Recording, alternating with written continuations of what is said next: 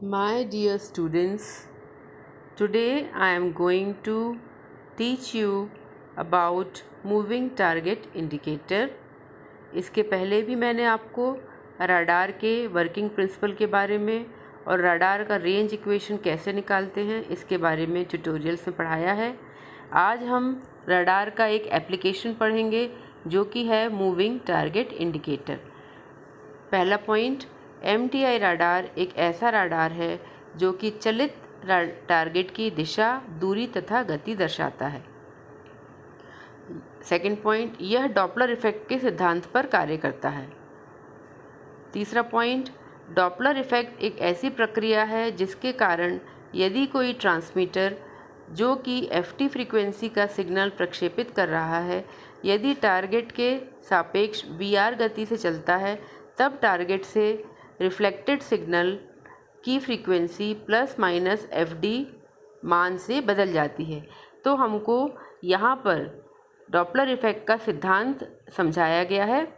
हम इसको अच्छे से समझेंगे।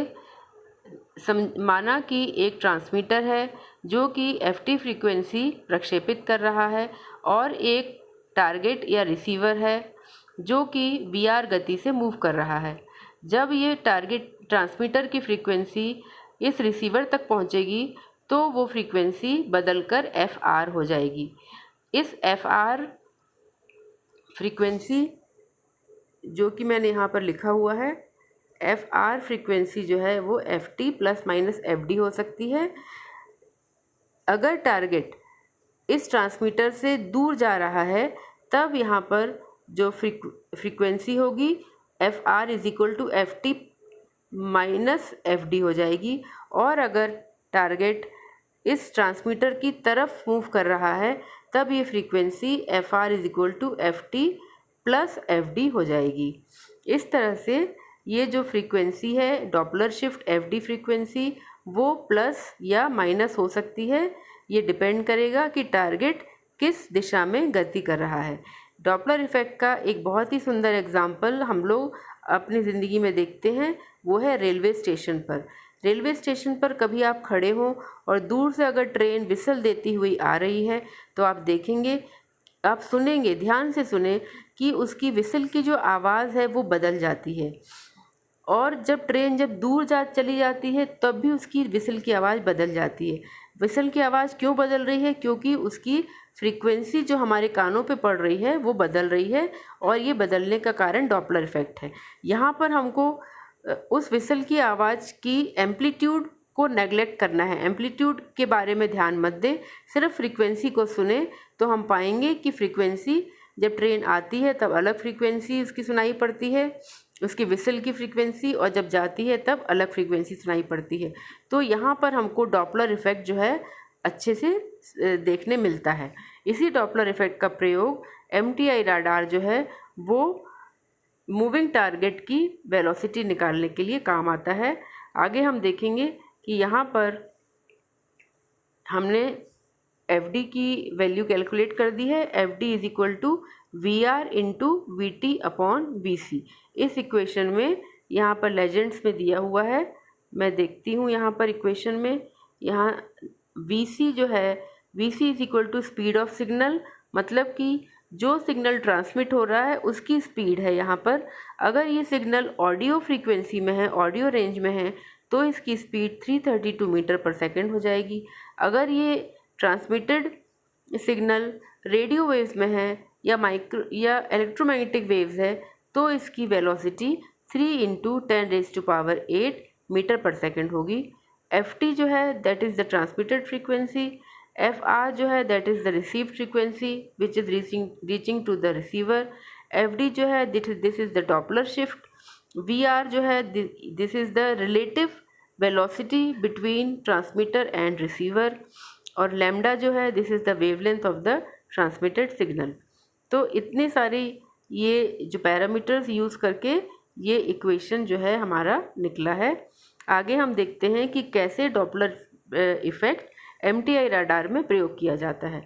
पॉइंट नंबर 4 में हम पढ़ेंगे कि MTI राडार में डॉपलर इफ़ेक्ट का प्रयोग टारगेट की गति मापने के लिए किया जाता है माना कि टारगेट की सापेक्ष गति वी है, तब टारगेट से प्रक्षेपित रेडियो वेव्स टारगेट तक जाती हैं तथा आती हैं। अतः यहाँ पर 2 बार डॉपलर शिफ्ट होता है।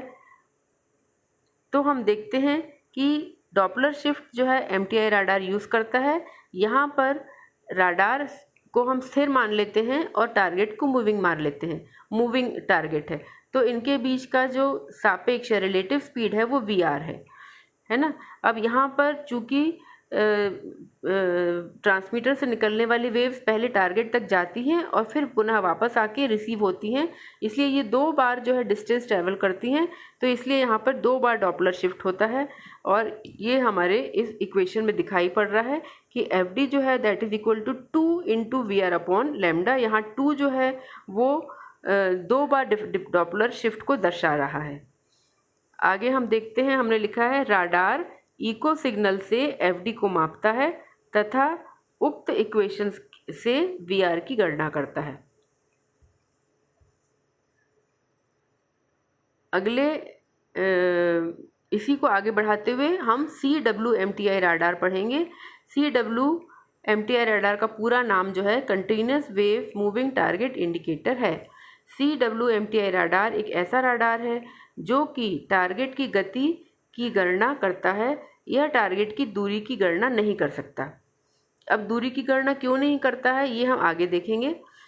तीसरा नंबर पे लिखा है यह राडार बिना किसी मॉड्यूलेशन के सीधा कैरियर सिग्नल को ट्रांसमिट करता है। अर्थात यहाँ पर जो मैग्नेट्रॉन जो है जो भी कैरियर फ्रीक्वेंसी बना रहा है वो फ्रीक्वेंसी डायरेक्ट ट्रांसमिट हो जाती है, यहाँ पर कोई मॉड्यूलेशन नहीं होता। जैसे कि पल्स मॉड्यूलेशन होता था, पल्स राडार में पल्स मॉड्यूलेट करती हैं कैरियर फ्रीक्वेंसी को और फिर मॉड्यूलेटेड कैरियर ट्रांसमिट होता है, तब वहाँ पर टारगेट की दूरी निकाली जाती है।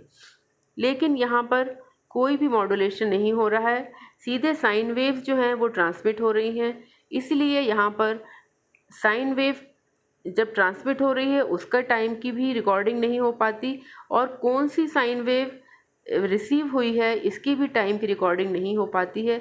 इसीलिए टाइम डिफरेंस जो ट्रांसमिटेड और रिसीव्ड वेव का है वो भी नहीं निकाल सकते और इसीलिए यहाँ पर जो है टारगेट का डिस्टेंस कैलकुलेट नहीं किया जा सकता। किंतु CWMTI राडार जो है वो टारगेट की वेलोसिटी अवश्य निकाल सकता है। 5वें नंबर पे हमने लिखा है, 4थे नंबर पे हमने लिखा है यदि कोई टारगेट राडार वेव के सापेक्ष 90 डिग्री के कोण की दिशा में गति करता है तब राडार ऐसे टारगेट को पहचान नहीं सकता। 5वें नंबर पे CWMTI राडार की कार्य पद्धति बहुत ही सरल है, इसकी सर्किट भी सरल है, अतः कीमत भी कम होती है। इसका उपयोग राडार गन में किया जाता है। राडार गन में कैसे उपयोग किया जाता है? गन जो होती है वो अपने टारगेट पे को हिट करती है बुलेट के द्वारा। यहाँ पर जो राडार गन है वो कंटिन्यूसली अपने टारगेट की वेलोसिटी को ट्रैक करती है और फिर उसके पीछे वो बुलेट से उसको हिट करती है। तो यहाँ पर राडार गन जो है वो कंटिन्यूस वेव MTI राडार का एक बहुत ही सुंदर उपयोग है। नीचे हम देखेंगे block diagram of CWMTI radar, यानी कि CWMTI राडार की कार्य प्रणाली को यहाँ पर समझाया गया है। सबसे पहले यहाँ पर मैग्नेट्रॉन बना हुआ है। मैग्नेट्रॉन से निकलने वाली जो वेव्स हैं उसको मैंने यहाँ पर एक डायग्राम बना के दर्शाया है। यहाँ पर साइन वेव्स दिख रही हैं। मैग्नेट्रॉन से निकलने वाली फ्रीक्वेंसी FT है जो कि पावर एम्पलीफायर में जाएगी और इसका पावर बढ़ जाएगा। इसके बाद ये फ्रीक्वेंसी सर्कुलेटर में जा रही है। सर्कुलेटर यहाँ पर एक नया डिवाइस हमने यूज़ किया है। सर्कुलेटर जो है वो एक डायरेक्शनल कपलर होता है जो कि जिसमें कि सिग्नल जो है एक विशेष डायरेक्शन में ही ट्रैवल करते हैं। जैसे कि इस सर्कुलेटर में सिग्नल 1 से 2 की तरफ ही जाएगा और सिग्नल 2 से 3 की तरफ ही आएगा। इसमें सिग्नल जो है 2 से 1 कभी नहीं जाएगा या लीक होके जाएगा, लेकिन बहुत कम जाएगा। सिग्नल 2 से 1 की तरफ नहीं जाएगा और सिग्नल 3 से 1 की तरफ भी नहीं जाएगा।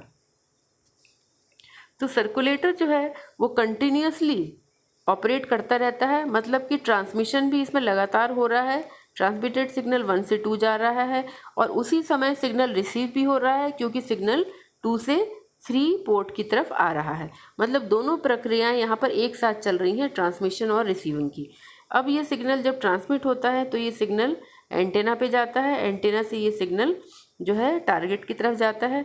यहाँ पर मैंने टारगेट में एक छोटा सा एयरक्राफ्ट बनाया है। ये एयरक्राफ्ट जो है, इसकी स्पीड यहाँ दिखाई गई है, ये v स्पीड से यहाँ पर मूव कर रहा है लगभग 45 डिग्री का एंगल बनाते हुए। जब हम इस स्पीड को के कंपोनेंट्स x कंपोनेंट्स और y कंपोनेंट्स में इसको डिवाइड करेंगे तो हम देखेंगे कि x की तरफ vr कंपोनेंट है, y की तरफ vt कंपोनेंट है। vr जो है वो is equal to v cos theta है और vt जो है equal to v sin theta है। तो ये जो MTI राडार है ये VR को कैलकुलेट करेगा, VR की वैल्यू निकालेगा, ना कि VT की वैल्यू। VT की वैल्यू ये नहीं निकाल सकता। जो सिग्नल इको होके टारगेट से रिटर्न होके वापस एंटेना आ रहा है, ये सिग्नल रिटर्न होके सर्कुलेटर में 2 से 3 की तरफ जाएगा। यहाँ पर इसकी फ्रीक्वेंसी जो है वो FT प्लस माइनस FD हो गई है, जिसको मैंने यहाँ पर एक ये सिग्नल बना के दर्शाया है। हम देख सकते हैं कि ये फ्रीक्वेंसी और ये फ्रीक्वेंसी अलग अलग है, क्योंकि यहाँ पर जो है FT फ्रीक्वेंसी में प्लस माइनस FD हो गया है। इसके बाद ये सिग्नल लो नॉइज़ एम्पलीफायर में जाता है। लो नॉइज़ एम्पलीफायर से ये सिग्नल मिक्सर में आता है। मिक्सर में FT मैग्नेट्रॉन से सिग्नल FT भी आ रहा है और मिक्सर में ये दोनों सिग्नल मिक्स होते हैं। मिक्सर का आउटपुट जो है 2 मिलते हैं हमको, एक एडिशन आउटपुट मिलता है और एक सब्ट्रैक्शन आउटपुट मिलता है। एडिशन आउटपुट जो है वो ट्वाइस FT हो जाता है, जो कि फ़िल्टर के द्वारा अलग कर दिया जाता है, और सब्ट्रैक्टेड आउटपुट जो है वो FD मिलेगा। ये FD सिग्नल जो है ऑडियो एम्पलीफायर में जा रहा है। ऑडियो एम्पलीफायर में एम्पलीफाई होने के बाद ये सिग्नल जो है ये सिग्नल स्पीकर में सुनाई पड़ेगा, स्पीकर के द्वारा सुनाई पड़ेगा, या फिर इसको इसमें से VR की वैल्यू कैलकुलेट करके इस डिस्प्ले पर भी डिस्प्ले की जाएगी। यहाँ पर हम देखते हैं कि इक्वेशन जो है बहुत ही आसान हो गया है। यहाँ पर दर्शाया गया है FD यानी Doppler frequency is equal to twice VR upon lambda is equal to 2 VR dot FT upon VC। ये सिंपल इक्वेशंस का उपयोग MTI राडार जो है वो VR निकालने के लिए करता है। यहाँ हम एक छोटा सा एग्जांपल हमने लिया हुआ है। एग्जांपल जो है कैसा है, FT is equal to 3 GHz ले लिया, मतलब ट्रांसमीटर फ्रीक्वेंसी 3 GHz है। FD जो है that is the Doppler shift is equal to 1 kHz, जो कि ऑडियो रेंज में दिखाई पड़ रहा है, ऑडियो रेंज में है, और हमको निकालना है VR। तो VR is equal to FD into VC upon VC upon 2FT is equal to 1 into 10³ multiplied by 3 into 10⁸ divided by 2 into 3 into 10⁹। 3 into 10⁹ जो है वो क्या है, 3 GHz है, और 3 इंटू 10⁸ जो है वो स्पीड ऑफ द सिग्नल है। जब हम इसको कैलकुलेट करेंगे तो इसकी वैल्यू आ जाएगी 50 मीटर पर सेकेंड। तो इस तरह से हम देखते हैं कि बहुत ही सिंपल कैलकुलेशंस के द्वारा MTI radar, CW MTI radar जो है टारगेट की स्पीड निकाल लेता है। मैं उम्मीद करती हूँ कि आपको ये लेक्चर बहुत ही आसानी से समझ में आया होगा, और मैं ये भी उम्मीद करती हूँ कि आप मेरे इस लेक्चर को लाइक करें, शेयर करें, सब्सक्राइब करें। मैं आगे भी इसी तरह के ट्यूटोरियल्स आपके लिए बनाऊँगी। मैं चाहती हूँ कि मेरे हिंदी समझने वाले छात्र जो हैं वो इंजीनियरिंग के कॉन्सेप्ट्स को बहुत ही अच्छे से समझें और किसी भी तरह से पीछे न रह जाएं। मेरे अगले ट्यूटोरियल का वेट करिए। तब तक के लिए टाटा, good bye, stay safe, stay healthy.